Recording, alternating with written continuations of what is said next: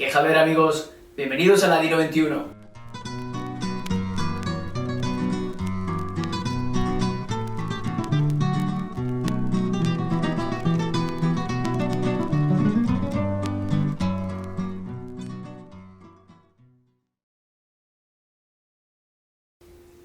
Eliseo, ayer dijiste una idea que pienso que es de grande importancia. Es empezar a los eskenazí hispanohablantes el judío español. ¿Sí? Bueno, no es empezarlos, es abrir las puertas. Y en el momento que diremos así, realmente es una conversación de sordos lo que pasa en el mundo judío ahora mismo. Porque de un lado, los judíos hispanoparlantes, el más grande parte de los judíos hispanoparlantes hoy en día son ashkenazíes. Los sefaradim, que hablan judeo-español, son 200.000 personas en el mundo mundial. Y también no todos estos hablan la lengua como su única lengua y simplemente. De otro lado, hay mucho más de cientos de miles de personas que son judíos, no de la origen sefaradí, de origen ashkenazí, pero que hablan español como su lengua materna. Ahora, la lengua es la base de la cultura. Por medio de la lengua estamos pensando, por medio de la lengua estamos entendiendo cosas. Así que estos ashkenazís muchas veces son ashkenazís hispanoparlantes, muchas veces son mucho más sefaradim que nacieron sefaradim, no hablan esta lengua, sino hablan una lengua, no sé, slava, alemana, inglés. Por mor de que ansina pueden entender una concepción del mundo sefardí, en hablando la lengua, mismo si no son sefardim. Claro. Mucho más que esto, no es solo esto. Antes que todo, lenguas tienen energías. Hay lenguas que se gritan, como el español en todas sus variedades, incluyendo el judeo español, y la gente pasa, hablan en serbesco y después empiezan a gritar en judeo español, ¿no? En el momento que pasan a la lengua, también asumen la voz. Ahora, lenguas tienen sus energías.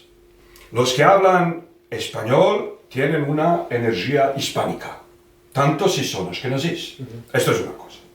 Otra cosa, ahora hay que imaginarlo como un puente. Entonces, lo que viene de la izquierda es esto. Esta gente, todos tienen una cultura hispánica y una energía hispánica. De otro lado, los manaderos sefaradim no son manaderos ibéricos, hispanoparlantes cristianos. Son unos manaderos judíos. La más grande parte de estos son cosas traducidas del hebreo, conceptos, cuentos talmúdicos. Ahora, en el mundo hispanoparlante ashkenazí, están invirtiendo muchísima energía y muchísimos esfuerzos para pasar al español moderno todas estas cosas que fueron pasadas al español de moderno o al judeo español hace siglos. De otro lado también hay, diremos así, folclore es uno de pocos fenómenos en la cultura humana por medio de los cuales puedes conseguir dos puntos que parecen opuestos uno al otro. ¿Qué quieren los grupos minoritarios? De una parte quieren pertenecer y de otra parte quieren seguir siendo lo que son sin asimilarse. Entonces parece como dos cosas. Ahora, toda esta gente, si se les ayudaba para conocer esta cultura y esta lengua, y primero podían usar los manaderos, que son relevantes para ellos porque 90% de esto es judaísmo general. Y puede ser que 5 a 10% son sefaradismo particular. Afuera de esto también podrían